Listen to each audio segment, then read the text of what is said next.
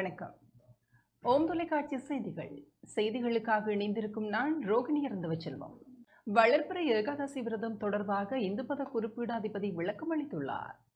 நாளை மறுநாள் 7ஆம் திகதி சனிக்கிழமை காத்தல் கடவுளாகிய மகாவிஷ்ணுவை வழிபாடு செய்யும் வளர்பிறை ஏகாதசி விரதம் தொடர்பாக இந்து மத குறிப்பீடாதிபதி சபரிமலை குரு ஸ்ரீ சாஸ்தாபீட குருமுதல்வர் மகாராஜ ராஜகுரு ஸ்ரீ ஐயப்பதாச சாம்பசிவ சிவாச்சாரியார் விளக்கம் அளித்தார். ஓம் தொலைக்காட்சி நேயர்கள் அனைவருக்கும் சர்வதேச இந்து மத குருபடத்தின் இனிய வணக்கங்களும் நல்லாசிகளும். எதிர்வரும் சனிக்கிழமை வைகாசி மாதம் 24ஆம் நாள் 7/6/2025 அன்றைய தினம் காத்தல் கடவுளாகிய மகாவிஷ்ணுவை வேண்டி மாதங்கள் தோறும் அனுஷ்டிக்கின்றதாகிய திதியை அடிப்படையாக கொண்ட விரதம் ஏகாதசி விரதம், திதிவாரியான விரதம்.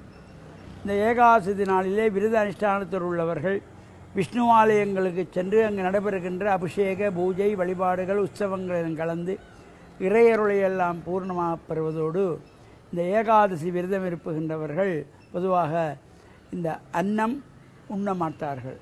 அன்றைய தினம் சாதத்தை சாப்பிட மாட்டார்கள். பலகார பட்சணங்களை விரதத்தை பூர்த்தி செய்து உண்டு கொள்வார்கள். அவ்வாறாகிய இந்த விஷ்ணுவை வேண்டி வழிபாடு செய்கின்றதாகிய இந்த ஏகாதசி விரதம் ஒவ்வொரு மாதங்களிலும் இந்த 2 பட்சங்களுக்கும் வரும். இந்த 2 பட்சம் என்கின்ற பொழுது ஒன்று சுக்லபக்ஷம், ஒன்று கிருஷ்ணபக்ஷம்.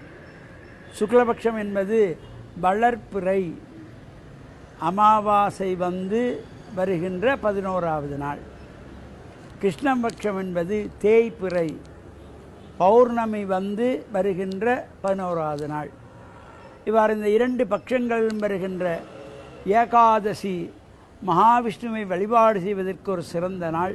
அன்றைய தினத்திலே ஆசார சீரராக விஷ்ணு ஆலயங்களிலே சென்று அங்கு நடைபெறுகின்ற அபிஷேகங்கள் பூஜைகளும் கலந்து கொள்வதோடு விஷ்ணுவுடைய ஸ்தோத்திரங்களை பாராயணம் செய்யலாம்.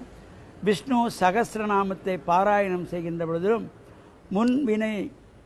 முற்பிறவியிலே செய்த வினைகள் கூட தீர்ந்து உயர்வு கொள்ளப்படுகின்ற வகையிலே அமைந்திருக்கின்ற இந்த ஏகாதசியிலே நாமும் விரத அனுஷ்டானத்தோடு இருந்து மகாவிஷ்ணுவனுடைய பூர்ணமான அருளை பெற்று மண்ணில் நல்ல வண்ணம் வாழ ஓம் தொலைக்காட்சி நேயர்கள் அனைவருக்கும் சர்வதேச இந்து மத குருவிடத்தின் சார்பில் நல்ல ஆசிகளை கூறிக்கொள்வதில் மன மகிழ்வு கொள்கிறோம்.